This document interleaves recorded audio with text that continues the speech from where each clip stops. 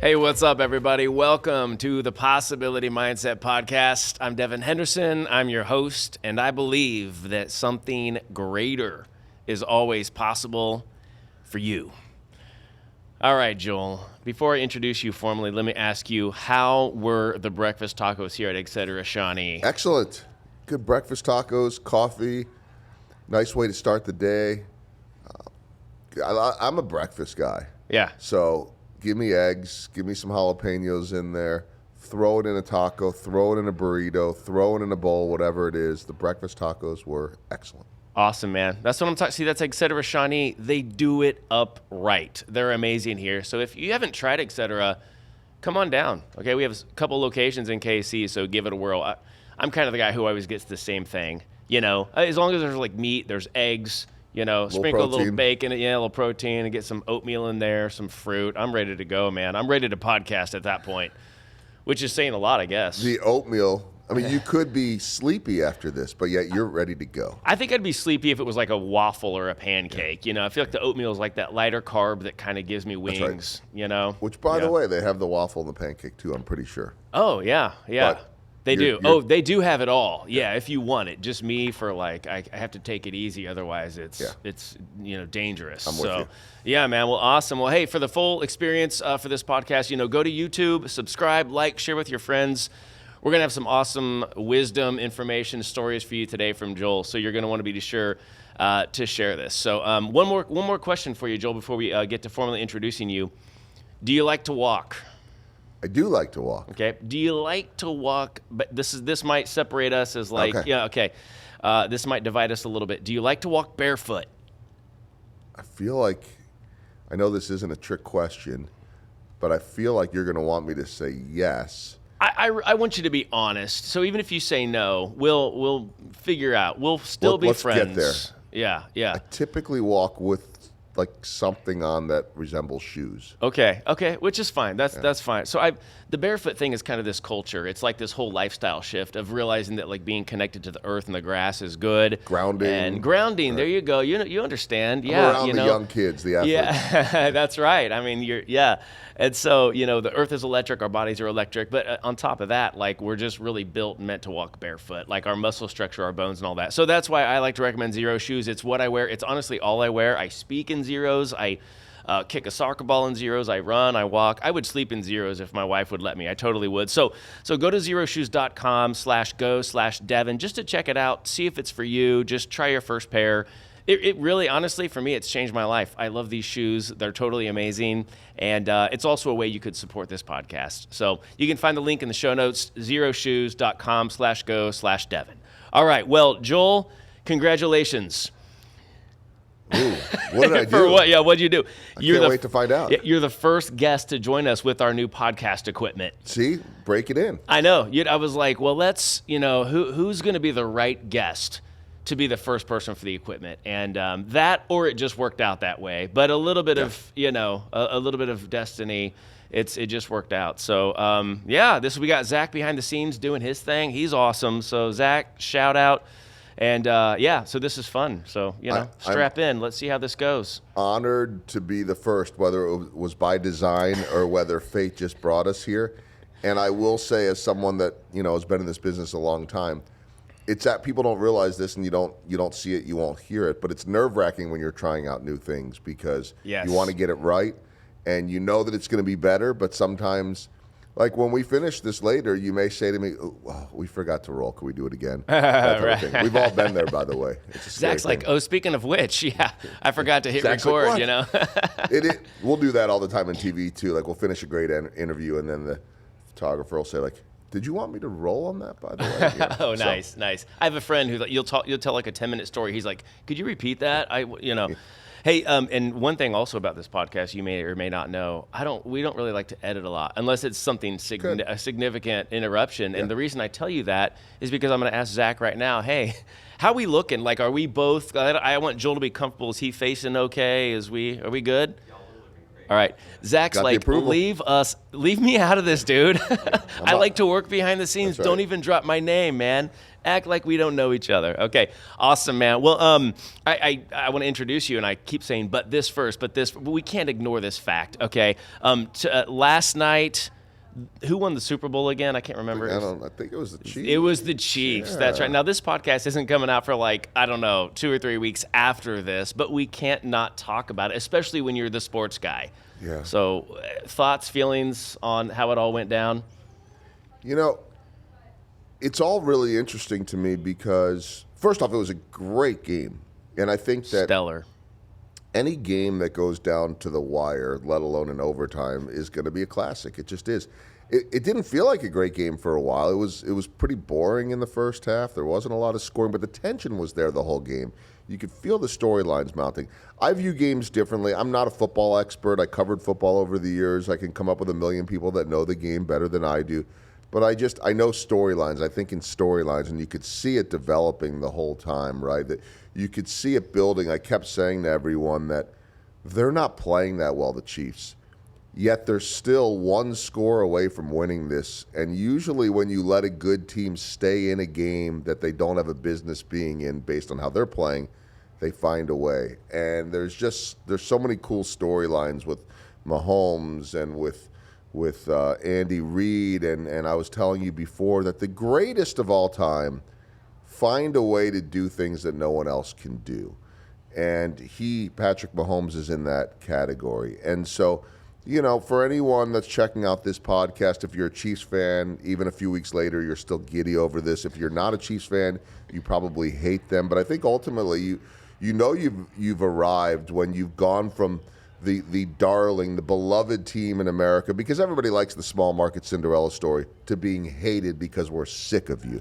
That's when you've started to create a legacy. But, I just think, I've covered a million great games and bad games and everything in the middle, and games that aren't too significant and games that are incredibly significant. And last night, just as a fan, falls under the category of one of the greats of all time. People will talk about that game for generations. And so just to be able to be in that moment, talk about being present, that's what I want people to take out of last night's game. And if it's not your team, maybe something else will come up where it is your team, or maybe you feel like your team will never win it, and one day, hopefully they do, and you get to enjoy it, is you have to enjoy these moments, because there's no guarantee they'll get back. They just keep finding a way back. That makes it even more special, because you don't see it very often anymore. Yeah, wow. And you know what? Chiefs fan or no Chiefs fan, all of us are Swifties. Should be. So there's something for everyone. Should be. Well, you got when young it comes kids. to the Chiefs. I do have young kids. I'm sure that some of your kids love her, right? Yeah, we're counting how many times they showed her. We're like, this is not enough. We need more Taylor. I don't know what the deal was. I'm pretty sure not everybody in America feels that way. But I'll just say this, and somehow this whole thing turned into political, which is absurd. That's just the world we live in. But I think what I say about Taylor Swift, and I now have a teenager and a 20-something, and my daughter is the teenager, and she likes to claim that she was a Kelsey fan before she was a true Swiftie, although she liked her music. Mm-hmm. Yeah. But I think that my point here is that there's, whether you like the Chiefs or you don't, whether you now suddenly feel like you don't like her because of, I don't know why people wouldn't like her, she brings people together. She around the globe has this ability of being an unbelievable role model for young kids, and especially young girls. And now it's really cool to me and I know there's skeptics. I can't imagine, I don't know, Devin, I mean, could you imagine living in her world and every step you take is chronicled by paparazzi and this and that? No. I feel like this is the most at that level since maybe Princess Diana. And she kind of has that feel, too, of someone that brings people together and does good around the world. Maybe, I was watching the Beckham documentary on Netflix, you're a soccer guy, and the level of where they were at, Beckham and Posh Spice, neither one of them individually are greater than what Taylor Swift is worldwide, but maybe collectively they were bigger. Where every step and move they take, and in his case, in England, beloved until they decided they hated him because, he messed up in one game. I can't imagine what it would be like to live in that world. So I get why there are skeptics. Oh, maybe it's just a made-for-TV thing, or maybe it's a whatever. They look pretty genuinely happy, and I think it's pretty cool to watch all that playing out. Like, who roots against love? I don't know. Who roots against love? I think that's the name of this episode. That's beautiful. Who roots against love? Man, that's so good. Well, this is a man who really doesn't need an introduction, but why not, right? I mean, let's do it. And our speeches are kind of like this. We tell a story, we hook them in, then they get the intro and the why and where we're going. So let's jump into it. Everybody, this is Joel Goldberg, and you probably know him from the Kansas City Royals post-game shows. So little fun facts that you probably don't know. He's been married almost 25 years, 2 kids in college. Mm-hmm. I mean, this man has really, truly rounded the bases, as he likes to say. He's been on TV for 29 years, and the last 16 have been the pre- and post-game show, like I mentioned, with the Royals, and you get to travel with them, I mean, wherever they go. You are all over the place. That's to the moon and back, right? Mm-hmm. You've dodged a lot of Gatorade buckets. I'm sure Andy Reid would appreciate that kind of nimbleness, right? So he got nailed with some purple Gatorade last night. You won an Emmy. I have a daughter named Emmy, but we're talking about the award. You won an Emmy Award for reporting in 2001. Congratulations, man. Thank you. Yeah, because you've been also Wisconsin and St. Louis. Yeah, I mean, and you did, speaking of Super Bowl, you did some Super Bowl work with the Rams. Yep. Back when they had a football team. Back when they had a football team. There you go, yeah. All right, so his podcast, which I was actually on recently, Rounding the Bases with Joel Goldberg. That's him, in case you had checked out at some point. That began in 2017. A lot of many guests, right? Tech Nine, who's the KC native, right? Yep, KC native. Yeah, Bob Costas. And then I looked it up so I could say my episode is 9/11. Yes. So there you go, 911. Right. Yeah, I know. That's a lot of episodes you've done. I think this is 22 or 23. So watch out. It's a long I'm going to catch you. It's a long haul, not a competition. Yeah, man. And he has a book called Small Ball, Big Results. I like that. His speaking, which you sent me in the mail, and I need to read. It's sitting on my desk. You don't have to. I mean, it's not it's on obligation. I don't have to. Okay. There'll be no tests. Good. Well, it takes the pressure off, but I still want to read it. Pick up a chapter here. So there you go. He started his speaking business back in 2016, and he's kind of like me in the sense that, like we talked about on your podcast, baseball is your metaphor for life. Magic is my metaphor for life. But you like to use those baseball stories when you do as teaching and storytelling mechanisms, right? The same way that I would use magic. So, yeah. 100%. And I think that's, like I would say, there aren't a lot of people that could do what Devin does, the magic, the juggling, all of this type of stuff. So I there's one side of me that says, well, I can't put myself in your world because I can't do any of those things. What I do know is that I can storytell and make that point using that metaphor the way you do with your magic. Mine is usually baseball and the people that I meet and tying it together. I think that in the end, the good speakers are great storytellers and they're dot connectors. We're connecting dots for people. We're not telling anyone anything they haven't heard before. Hopefully we're doing it in a different way that connects those dots in a way that gives you those aha moments.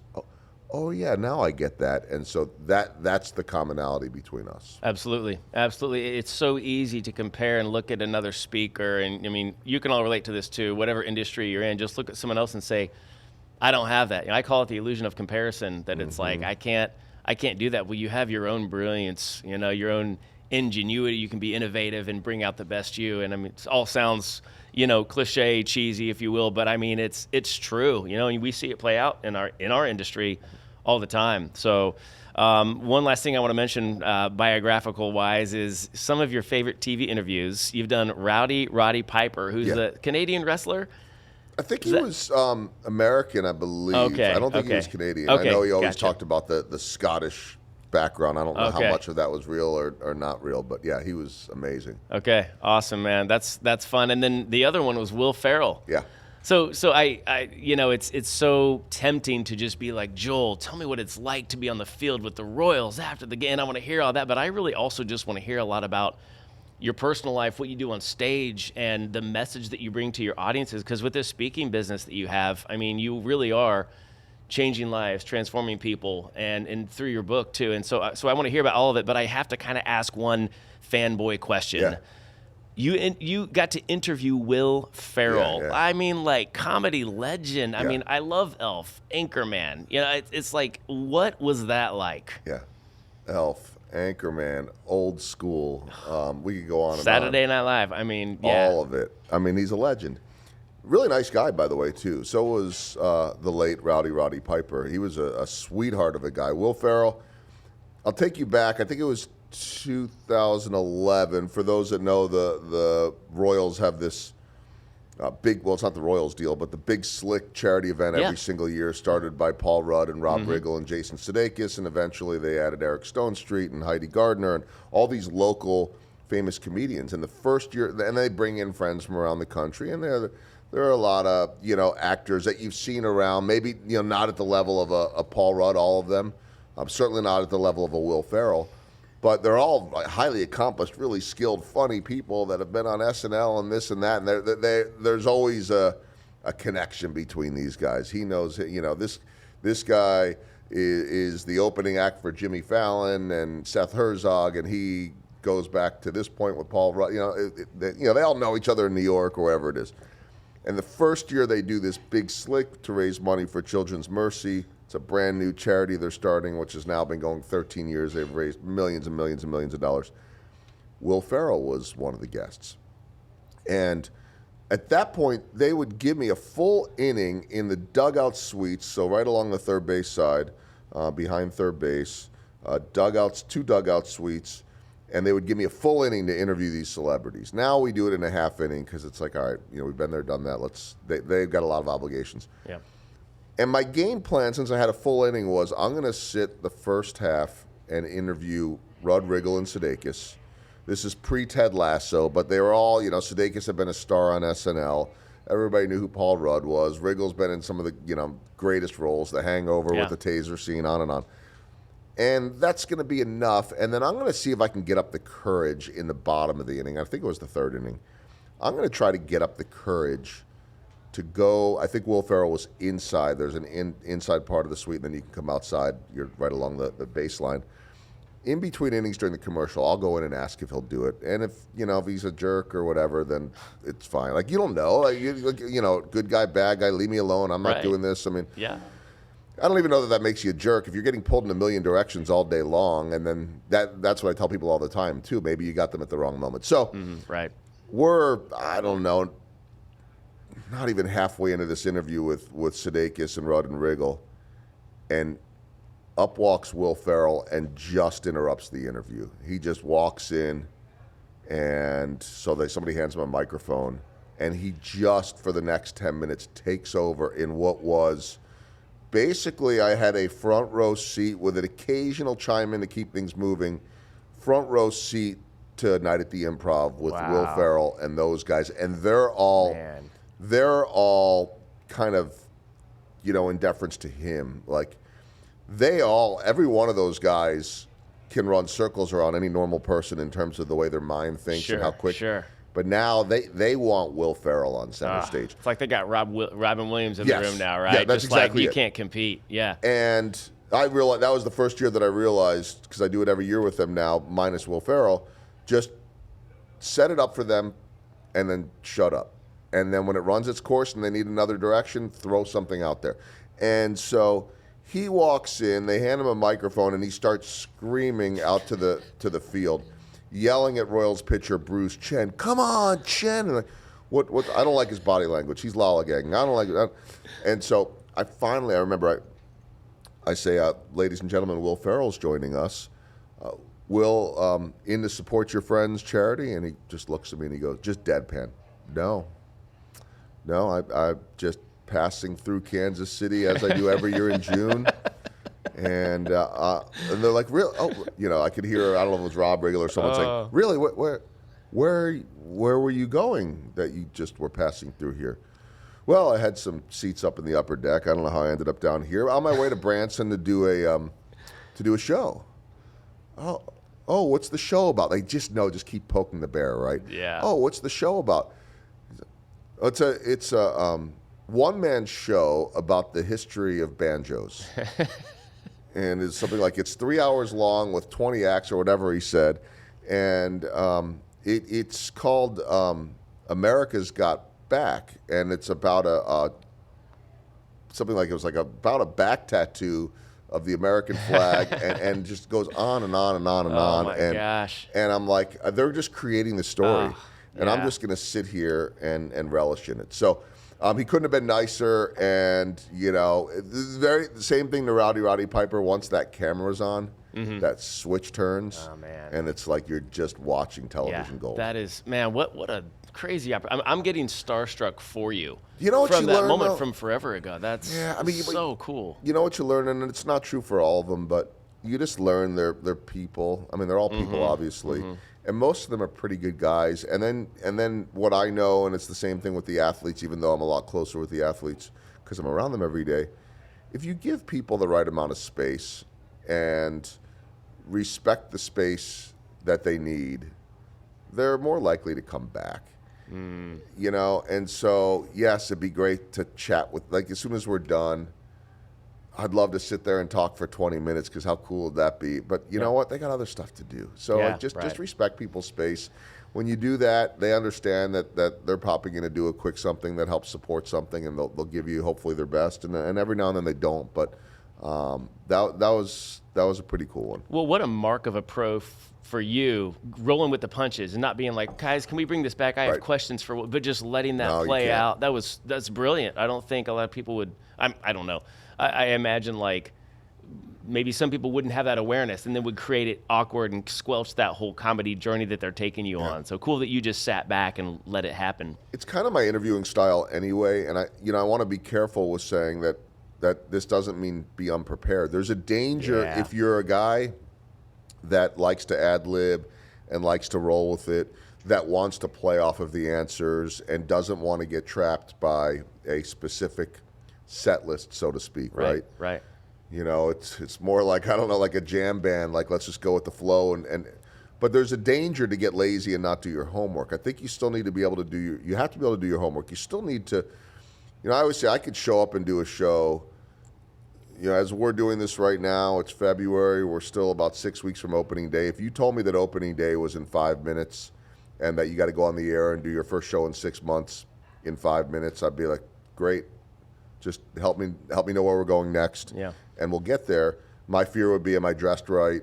Because I'm not going to be ready in 5 minutes. But if this is good, let's go. Yeah.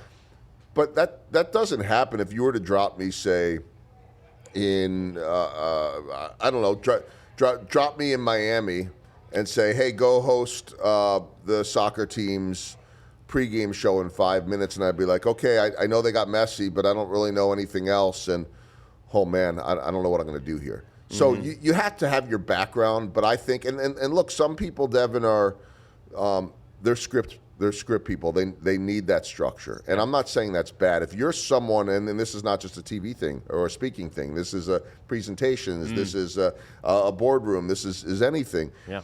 If you're someone that really wants to, follow that exact script, and you need that, and that's where you're at your best, then that's what you should do.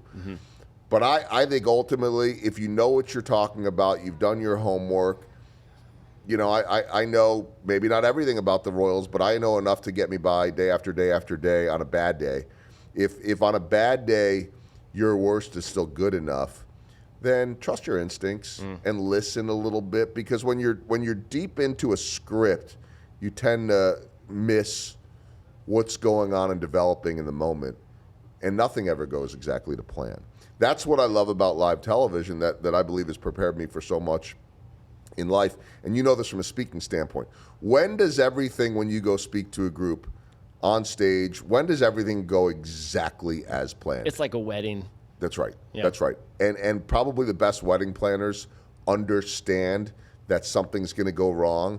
And probably when that something goes wrong, it's something that they've seen in some form or another before. And so instead of panicking, it's like, boy, I wish this didn't happen, but all right, let's figure it out and move on. Yeah. And that's a very comforting thing, not just for you as a speaker, not just for me as a speaker or as a broadcaster, but hopefully for everyone around you, including the audience who may not even know anything's going wrong. Well, and what audiences really appreciate today is audience interaction, facilitation, right? And so I look at a podcast the same way, like I'm facilitating, right? We're trying to create this conversation. And I was given some really good advice when I started podcasting, like, don't have a list of questions, maybe as a backup, maybe just a few kind of go-tos in case you hit a dead end and you go blank.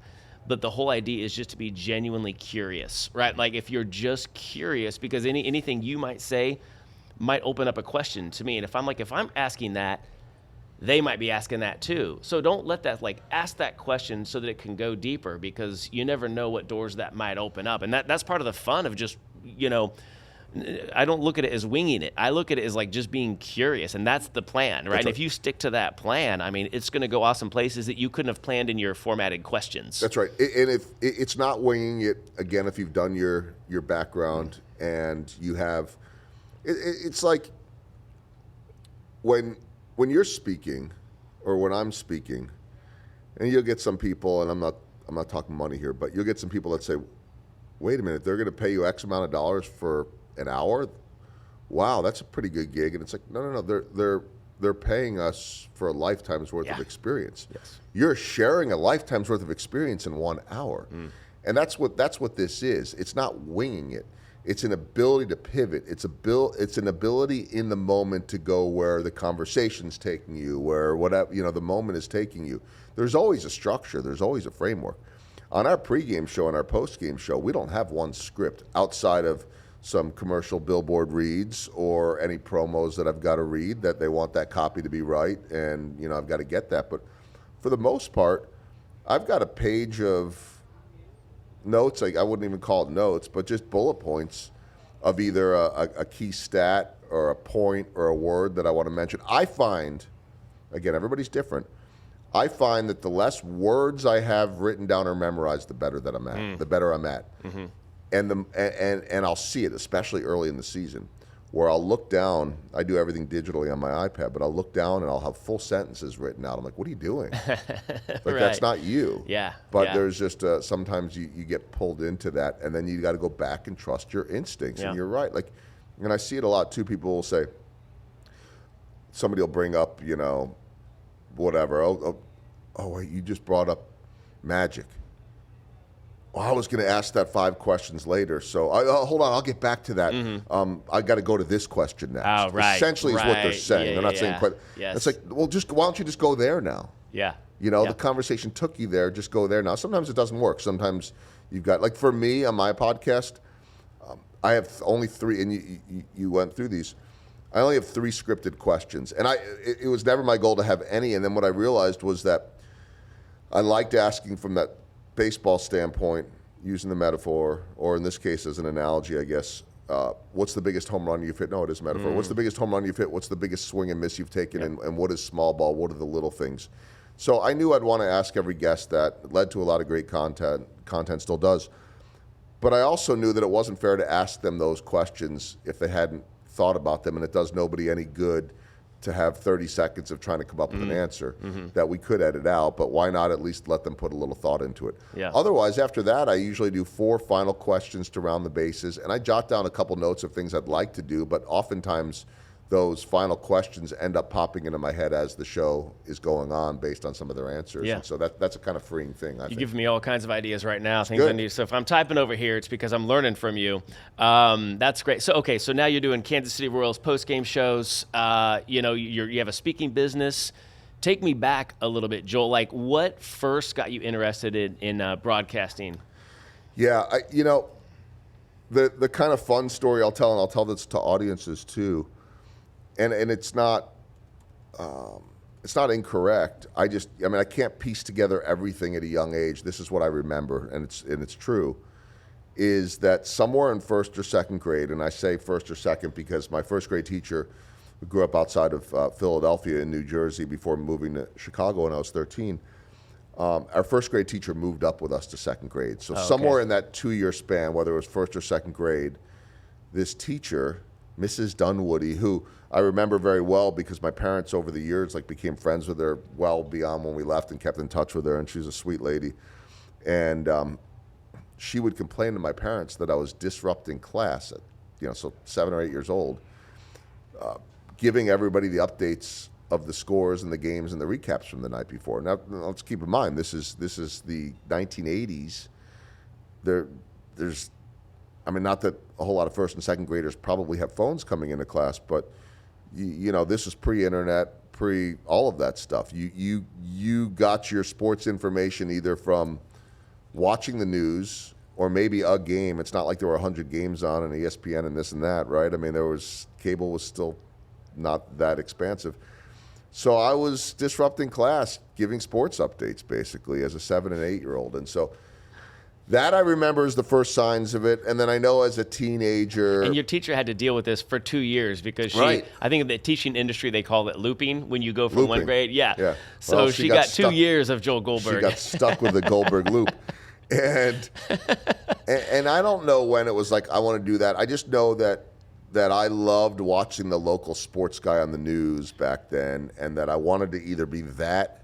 Or I wanted to be the play-by-play guy. And as I got older and, you know, teenage years, I used to sit there and watch games, you know, at my parents' house or in a room and turn the volume down and pretend to be the announcer, which is the way you tell people to practice now anyways. But that's what I was doing. And so I knew I don't remember ever wanting to do anything else. Yeah. Which is pretty cool. Wow, that's awesome.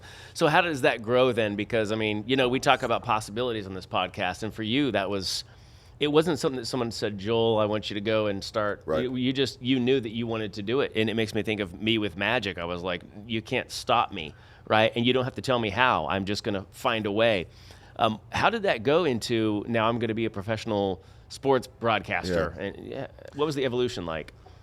Well, I mean, I think the first thing I would say, too, and this applies to everyone, is that we talk about possibilities. Yeah. What exists today, or maybe I should say what could exist in 10 years, 20 years, 5 years, 3 years, I don't know. What could exist then may not even exist now. Right. So when you talk about possibilities, I'm not even sure that you need to see it. You just need to be open to it. Because I'll take you back to 1994, which is when I graduate from the University of Wisconsin in Madison, Wisconsin. And I want to be on TV. And really now my background and my path is to be on local television news. Because my final 2 years at Wisconsin, I got an internship with the NBC television station. I think those internships were probably supposed to be a 1 month thing. They usually are. It's usually an unpaid, get some credit so that we can justify, you know, the free labor. And when I say labor, I mean, it's not like you're lifting a lot of heavy things or whatever. A lot of times you're sitting behind a television watching a game and writing down what time the key plays happen. Labor so someone put them together. Yeah, yes. Yeah. It's grunt work. Yeah. But I don't know that they really, if they were paying attention or they just liked me, but they had me do 4 semesters. So I had 2 years of working for this NBC television station. It came back on you, the looping thing. I now was you're on having the to put looper, it, right? Yeah, good call. And I was able to really build some trust and relationships with the people that I was working for. These were some of my earliest influences. I wanted to be them. I wanted to be them when I was a kid without knowing who they were. Now I meet these guys, and now I'm trying to be them, and ultimately I did. And so I graduate from Wisconsin in May of '94. I'm sending resume tapes all over the country, and I joke now that nowadays the kids just send a YouTube link. Much easier, right? Well, or they got LinkedIn and they got email and all this type of stuff. Well, guess what? So does everyone else. So in the television world, if you're applying for a TV job, and in '94, if you want to get on TV, you're going to a local news station and you're starting small. Most people get out of it because why would you want to make no money with that college degree and have to relocate to a small town?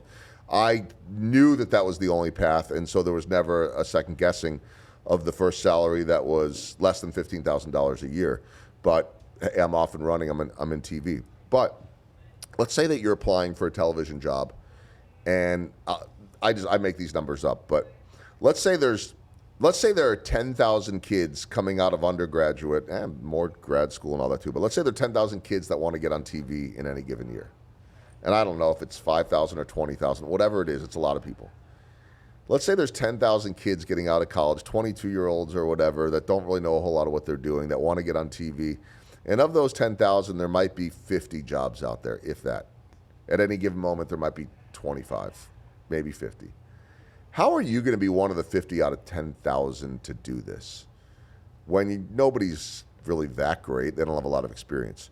And so I got rejected everywhere that I went. I was mailing out these tapes, and I have a collection of rejection letters. They all sent rejection letters back. And I got desperate, and I started to make phone calls instead. I started cold calling. And I tell this because most people hate cold calling, myself included, but if you want it bad enough, you'll do whatever it takes. And I was eyeballing going back to the local hot dog stand restaurant where I worked in suburban Chicago, and they, by the way, would have paid me about twice as much as I made in television to start to manage the restaurant. And I started calling. I remember it was my parents' landline. I had a script written out, and it would be the same thing every time. Speaking of scripts, right? Yeah, that was this the is script. where you developed your hate for scripts, right? Yeah, and I also had no confidence of how to, quote unquote, wing it, how to think off the top of my head. That thought, even in television at that point, was mortifying to me because I was too worried about am I looking at the camera right? Am I standing right? Am I this? Am I that? Am I projector? Like, there's so many million. It's kind of like I'm not a golfer once or twice a year. It's kind of like a golf swing. Like, how do I get done what I need to do when I'm thinking of 100 things? So I didn't have that comfort level yet. And so I'm reading off of this script. I would call Devin, the TV station. There were no real websites yet. And the receptionist would answer, and I'd say, "Hi, can you tell me who your news director is?" "Yes, it's Devin Henderson." "Okay, thanks." Click. 10 minutes later. It's like when you were younger and you wanted to call the girl, and you're thinking, okay, when's the right time to do it, and when can I call back, and they didn't answer, or this mom, overthinking not the that heck you out of were everything. Yeah, I was gonna say, not that you were overthinking. Not at all. I am an overthinker, so I can relate. I would wait 10 minutes after I hung up on the receptionist and then call back again. "Hi, could I speak with Devin Henderson?" Would you do it in Sure. a different voice? No, I thought about it, though. Like I you're thought about it. trick-or-treating and you come I like back in a just, different like, costume? The whole thing is just preposterous. And so, but the conversation, then reading from the script, "Hi, I'm Joel Goldberg. I recently graduated from the University of Wisconsin. I understand you don't have a job opening right now, but I'm passing through town next week." With Will Ferrell. With Will Ferrell, On the way yeah. to Branson. I'm on my way to Branson. to do the banjo show. And neither of us are going to any of those places.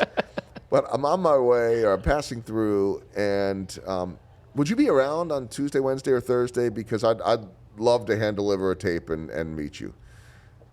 And all but one said yes. And the one that said no said, "I can't guarantee I'm going to be there." And I already found another TV station in that town, so I went anyway, and I dropped it off. So how many how many people were there?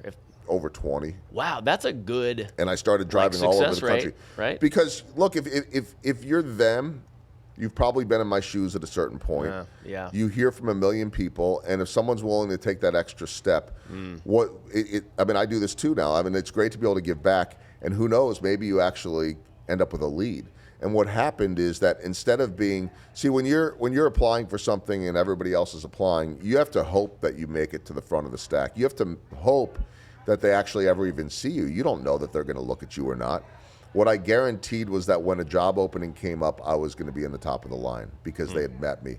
And it was the earliest lesson to me. I didn't even grasp it at the time. It just was instinctual. It was the earliest lesson to me that relationships matter, that relationships and building trust, which is what I speak about now, matter, because when you can get to know somebody, you've got a chance. If you don't get to know somebody, it's a complete shot in the dark, and that's what opened the door. But going back to the original two, if you look at what I'm doing nowadays, I host a pre and a post game show, so it's over 300 shows a summer. We do close to 160 games. If you were wondering why he's so polished, now you know. Well, it's all debatable. It's all a matter of perspective too in our business. And humble. Look at that. Wow. Look, they may love you, they may hate you, but pregame, postgame show pretty much every day for 6 months straight. Hosting a podcast. First off, none of those things existed when I broke into television. There weren't pre and post game shows. You might have like a Sunday night wrap-up show on the local news for sports. Right. We might have a special high school football Friday show or something like that.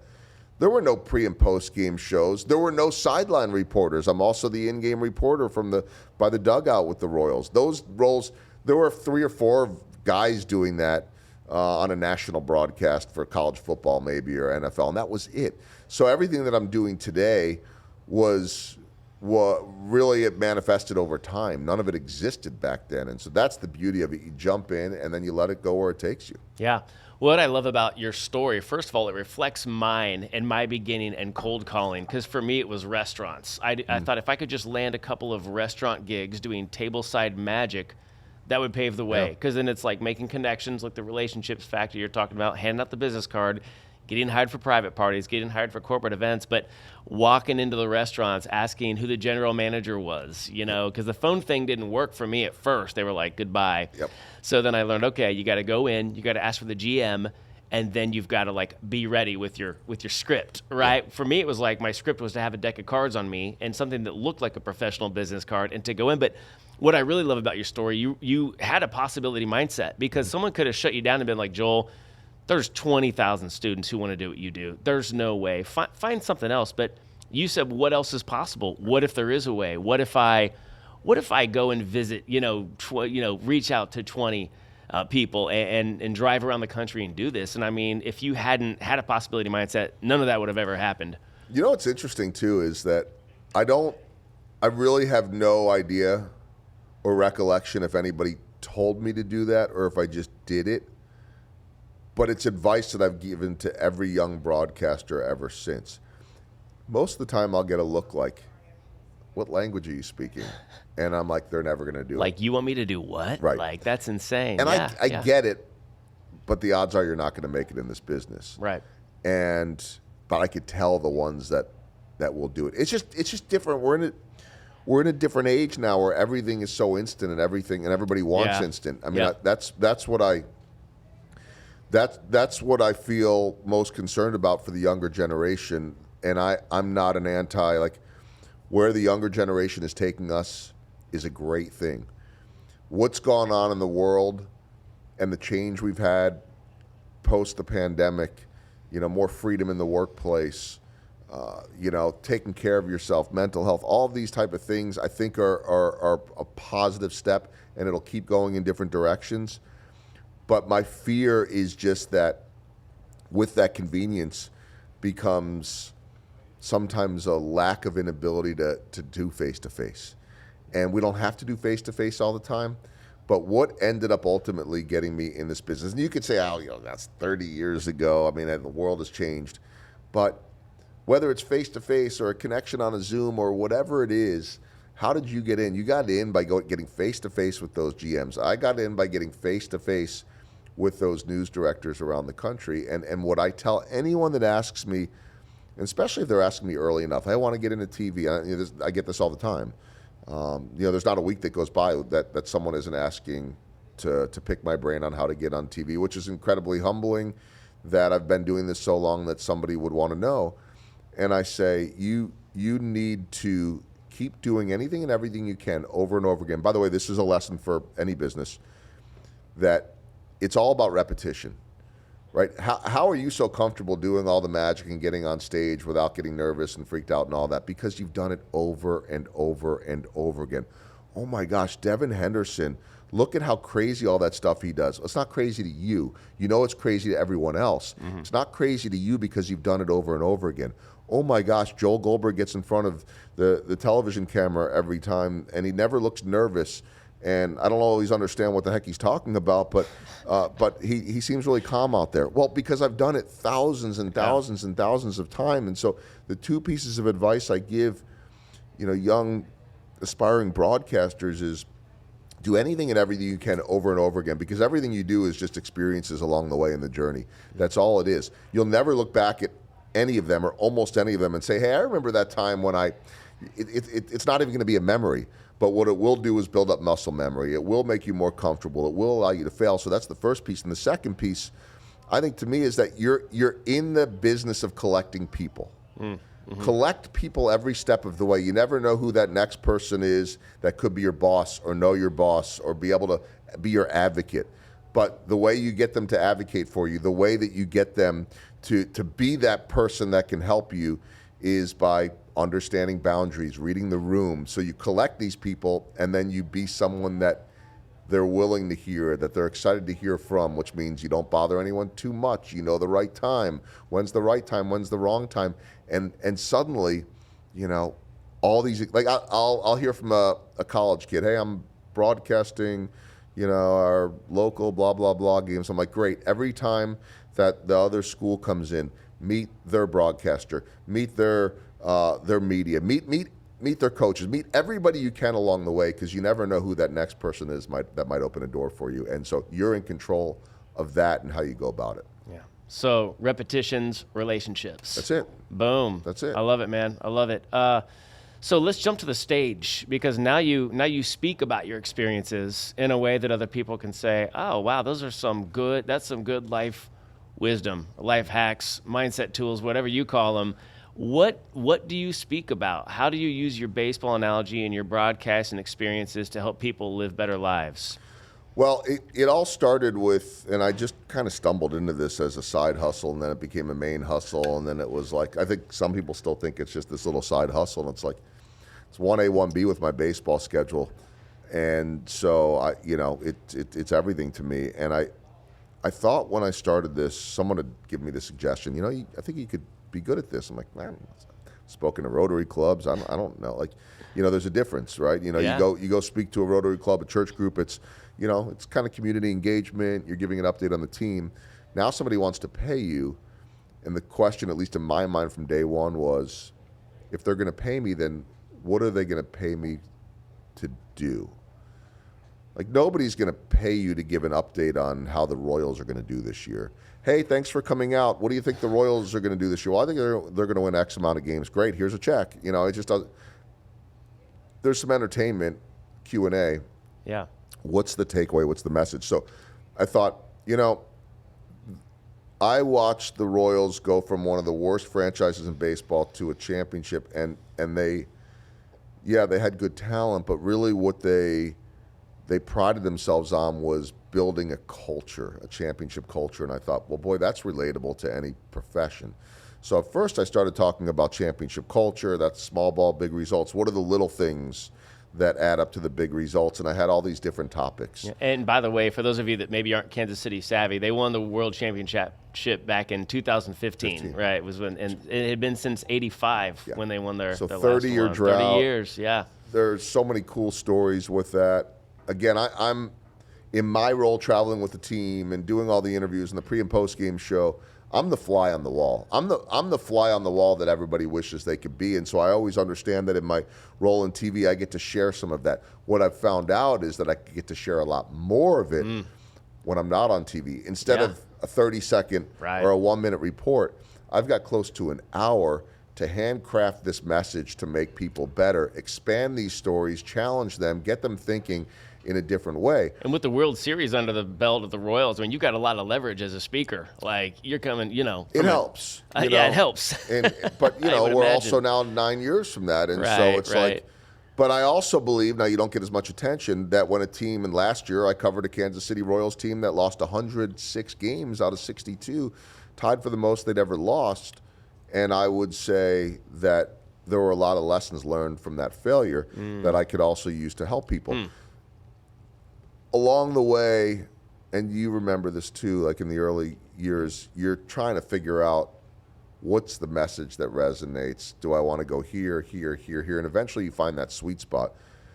And for me right now, it's trust. I think that the number one topic that I talked about in every culture speech was trust. And just finally said, you know what, let's hone in on that, because there's not a story I tell that doesn't involve trust. Every story I tell involves trust. And it's what I have to do every single day. I think sometimes people assume that because I've done this so long that it's easy, right? That I'm just living this world with all these athletes, and I do. But I could throw that away tomorrow. I'm not a former player. Most of my fellow broadcasters played professionally. I never did anything like that. I just love to talk about it from all the way back in first and second grade, right? Yeah. So I feel like I have to earn the respect of those players, and the fans for that matter, every single day that I'm there, and even in the off season if there are opportunities to touch base.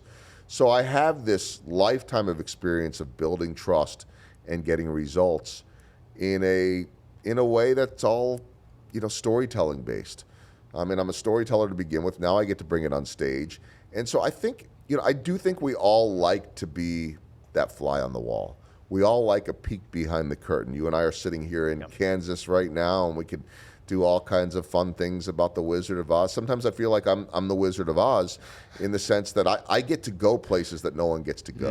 Mm-hmm. And now if I could take those experiences and shape them in a way that allows somebody to go back to their company and be better, especially in a day and age right now where we're not communicating and connecting the way we used to. The other thing too, Devin, is that as I get older, and I joke that, because, well, of course we all get older, but every day that I'm in this game, I keep getting older and the players keep getting younger. And that's not an exaggeration because every player that I covered when I got into this game is retired and I'm still here. And guys that I covered that were just coming into their prime when the Royals won the World Series in 15. Salvador Perez is a great example. This baseball season coming up, opening day March 28th, will be my 14th season with Salvador Perez, the longest that I've ever been with any athlete. That's a long time. The chemistry and the connection that he and I have is better than anyone that I've ever covered. And this comes from a 51-year-old guy that grew up in the suburbs of Philadelphia and Chicago, and a 33 or 34. He'll be 34. He's April of 90, I believe. He'll be 34 in April, I believe. May. I think he's May. So a 34-year-old guy that grew up in a single-parent household raised by his mother and his grandmother in Venezuela, and the guy 17 years older, that was graduating high school as this guy was born in another country. Like, we have nothing in common, and yet the bond that he and I have is so good, and I could throw that away tomorrow if I don't go about things the right way. And so I have this experience of being able to connect and earn the trust of athletes that nowadays are almost half my age. He's one of the older ones, Salvador Perez.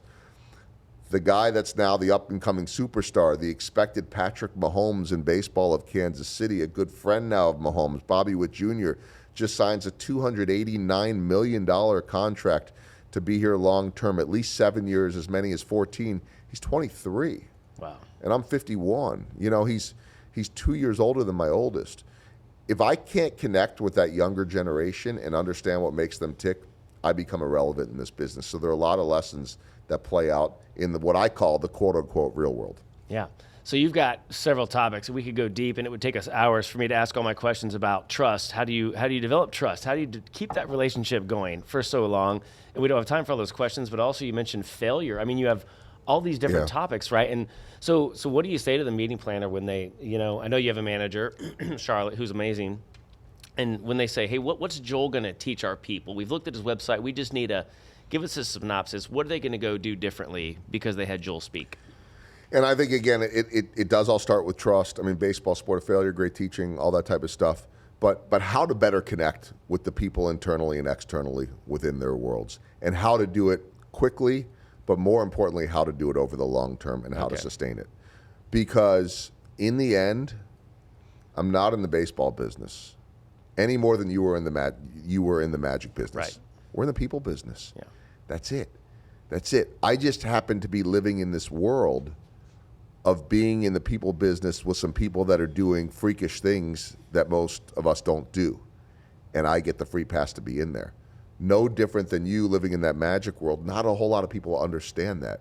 So you as a speaker can go and say, hey, I'm going to do all this cool magic stuff. And I can go in there and say, I'm going to tell you the coolest baseball stories. Great, awesome. We'll laugh and we'll have fun. But what are the takeaways? And when you have a takeaway, to me, that's where you find that success. To me, if I can go in there in front of an audience and explain to them why I failed to connect with Albert Pujols, probably the greatest player that I've covered in my lifetime and one of the greatest hitters in the history of Major League Baseball, talking about 150 years worth of history, and a guy who's in the same sentence in terms of production with Babe Ruth. And it took me 7 years to earn his trust. If I had to do it again, I think I probably could have done it in 1 or 2 years with him. But if I can connect with a guy, again, from a different culture, a different background, that was the biggest star in the game, that was very leery and not trusting of others, impossible to connect with. A guy that I despised for a lot of years because I didn't understand why he wouldn't talk to me. To then get to the point where he would do anything that I asked of him. I mean, the line that Albert Pujols gave me was, in the end, was there are a lot of people that pull me in a lot of different directions. There are a lot of people that want something from me. Once I trust you, I'll do anything for you. So to me, the pitch to those event planners is that we all deal with rejection. I know how to make that connection. I know how to teach them how to build that trust. Nice. What I'm getting is that, like, if you're a company, an organization who's looking for a speaker, and you didn't ask me to pitch a commercial, but what I'm hearing is that after you've hired Devin, well, I mean, if you want to build a strong culture of trust and be able to build trust immediately with maybe new hires, right, or new clients, new partners, and also be able to just develop that factor of trust over the long haul, so that we're breaking down silos. There's more cohesiveness. Who doesn't want this in their company, right? From a fun baseball type perspective that's not a baseball speech, you can help organizations achieve that so they can achieve better results and hit a bigger bottom line together. I mean, it trickles all the way down, right? I mean, that's it. So get this guy while he's available. Get him. I'm taking Devin on the road with me. Well, I want to, as we start to wrap up, just two questions I want to throw back to you from your podcast, if you'll let me do this, which I know you give your guests time to think about it. But just your biggest strikeout and your biggest home run, because you mentioned failure. So I'd love to just hear more about how your failure, what you've learned from that. So I've thought about this a lot, and of course, most of my guests say some version of this too with the swing and miss. I've swung and missed 1,000,000 times, and so I can go in a lot of directions. I just told you the Albert Pujols story. I think that's probably my biggest, because I for the better part of 7 years, I had nothing with the guy. I mean, maybe 1 out of every 10 times he might say yes. But I mean, I held my breath and my chest was pounding, heart pounding, waiting for that rejection every single time. And in the end, it made me better. I don't know if I'd be further along than I was. I mean, it felt awfully sweet once I moved on to Kansas City and he moved on to Anaheim for $300 million or whatever he got. And to be able to get the one-on-one interview and have people say, boy, how did you get that? You know, how are you getting this exclusive interview? Yeah. And so it gave me a lot of credibility. But I think for me, what I learned from that swing and miss with Albert is that we often misunderstand others along the way, especially when they don't give you what you want, or you know, they keep you from getting to what you want. It's very easy to either not like someone or wonder why they're being this or this or this or this or this. And what I learned was that for an Albert Pujols, all right, a guy that hit over 700 home runs, you know, we're talking Babe Ruth, Hank Aaron territory here. He's one of only 4 that ever hit 700 home runs. That we can't possibly know what it's like to walk in someone else's shoes. But when you make a little bit of an attempt to understand their life a little bit better, when you make a little bit of an attempt to go deeper than where you're trying to go, instead of it being about you and I want to get here, can you understand what they're going through? Can you understand that they're going home to family issues just like the rest of us, and a sick child, or you know, maybe a fight with a wife, or you know, a sick mother, or whatever it might be, right? That just because their name might be Will Ferrell, or just because their name might be Albert Pujols, doesn't mean they're immune to the challenges of life. Just because they have all the money in the world, just because they can hit a ball faster and harder than anyone else. And I think once you understand that, you can go anywhere if you go about things the right way. And no one ever taught me that. There were no classes on this. And so, you know, they taught us how to set up cameras and lights like Zach did for us here. And at one point I knew how to do that better than I do it now. But you know, they taught us. Yeah, I noticed you didn't help at all. You just kind of stood and watched. No, I did. No. Zach's like, really, guys? It's all me. Listen, I used to have to do all this stuff, and it's not that it's beneath me in any way. I think I've had enough, you know, photographers and engineers and all that have said to me, not leave. Please, right. Leave don't us alone. touch it. Don't touch it. Just don't, please. Okay, fine. I understand. So I wish from that swing and miss, and a lot of swings and misses over and over and over and over and over again. You know, they say, like, if learn from your mistakes. Well, I wasn't learning anything. All right, the guy doesn't like me. Well, I don't like him. it's a pain covering a superstar that won't give you the time of day. And it never dawned on me that it was potentially my fault, that I didn't know how to make that connection. So the lesson learned is before you put someone on a pedestal, it's very easy to put people on a pedestal. So they don't easy. have to be an Albert Pujols level. Right. The comparison game that you talked about, I could put you on a pedestal because, oh my gosh, I can't do what Devin's doing on stage. Why would anybody hire me when he could do everything that he's juggling and doing all these magic tricks and his energy is off the charts? I'm never going to be that. How am I going to do that? Instead of putting you on a pedestal, instead of putting Albert on a pedestal, how about getting to know them a little bit better? And then suddenly you reap the rewards of that relationship. Yeah. Man, that's so great.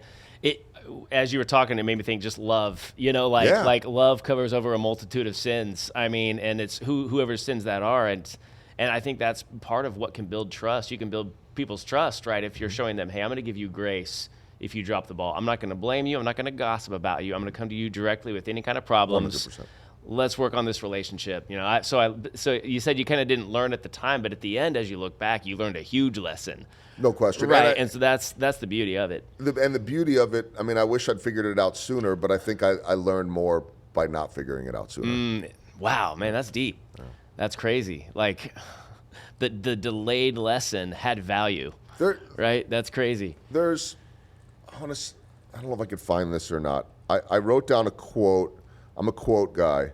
And that's one of the beauties of sports, too, is that oftentimes you see those quotes come up during, just during a tough moment in sports. And it was I'm doing the good old stall here. Okay, I love it, man. All right. This would just be like live Zach TV will put for in me. music and, But yeah, the Zach's like, wait, what? Jeopardy, the Jeopardy theme song. No, I've got, okay, so when the Chiefs beat the Baltimore Ravens in the AFC Championship, I heard John Harbaugh say afterwards, you never know what lessons you'll learn from the experiences you have. And so my challenge on that would just be look for those lessons, right? Understand that in the heartbreak of failure, that something good will come of it. And you may learn it later, but if you're really observant in the moment, you might see what that is, and it becomes very powerful. I mean, you ask what else is possible. This is a hard situation. My career is now affected because of it in a negative way, but it's like, what else is possible? What if this is growing me in some way? That's the great thing about always thinking possibilities. So awesome. So your home runs are honestly in a lot of your lessons that you've learned, but is there one home run you want to share with us we haven't gotten a glimpse of yet?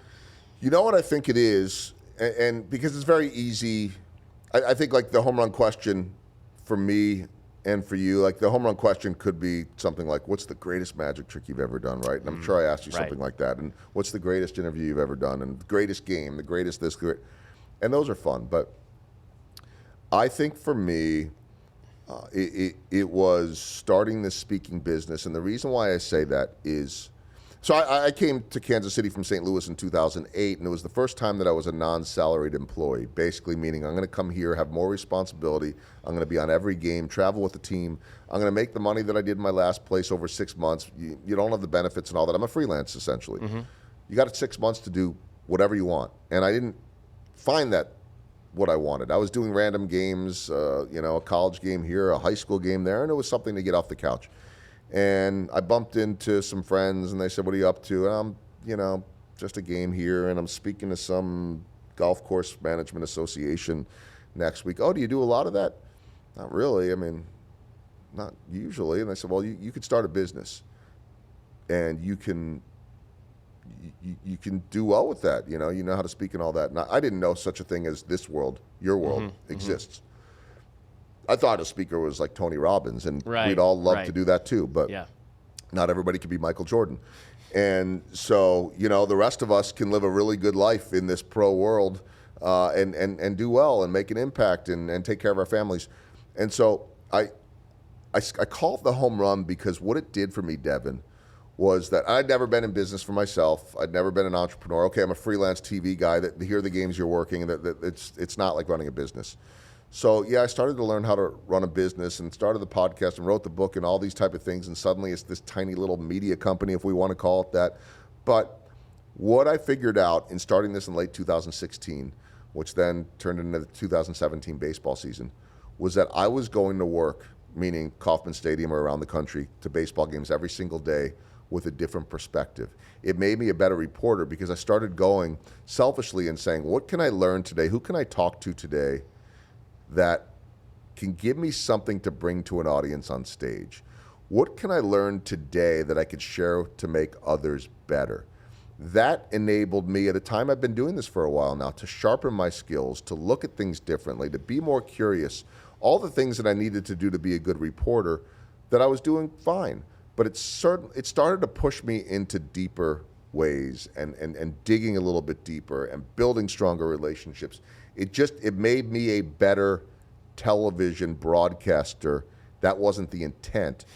But in trying to help others, it made me more focused, and the two kind of play off each other right now. That's crazy. Yeah, that there was like this reciprocity between what you brought to the stage and then what the stage brought to life, even for you, and made you better because now you're more hyper aware of these things exactly that I'm sharing now. Am I doing that? Right? Am I walking the talk? So, Look, the bulk of what I find out every single day, it's a long season, 2 to 3 stories every single day times 160, and the bulk of them will never make the stage. Most of them won't. But it forced me to dig deeper, and that makes for better broadcasts. That makes for better information for my television audience. The television audience isn't all that different than our audience on stage. The difference is the television audience is a little bit more entertainment, and they want to be updated on their team and get some fun stories. And then the stage audience is more about, what can I take back to work to be better? What can I take back to my life to be better? But in the end, you're affecting people's lives. Yeah. What I love too, I think about like anyone who's listening, whatever position you're in of leadership, of influence, I think of parenting. When I'm telling my kids to behave, act a certain way, I'm like, well, now I've got to do that, right? Because it's that old saying that they're not going to do what you say, they're going to do what you do. And so I love how that comes back on us. And I think that, to your point, Devin, we all have the chance to do that. So, I like to encourage people too to say, like, you don't have to be a great magician. You don't have to be a sports personality in front of a television camera that gets to go into these locker rooms. Everything that you talk about and I talk about, anybody can do. And I talk about being curious. I talk about wanting to know people's stories and seeing how they can help with others. Well, you can walk around your office wherever you're at and get to know people better on a deeper level, and it's going to make you certainly better in building that trust. And you may learn things that you could share with others and mentor and on and on. I mean, it's the gift that never stops giving if you're paying attention. So this is not just a how to be a better broadcaster or it applies to any walk of life. Yeah.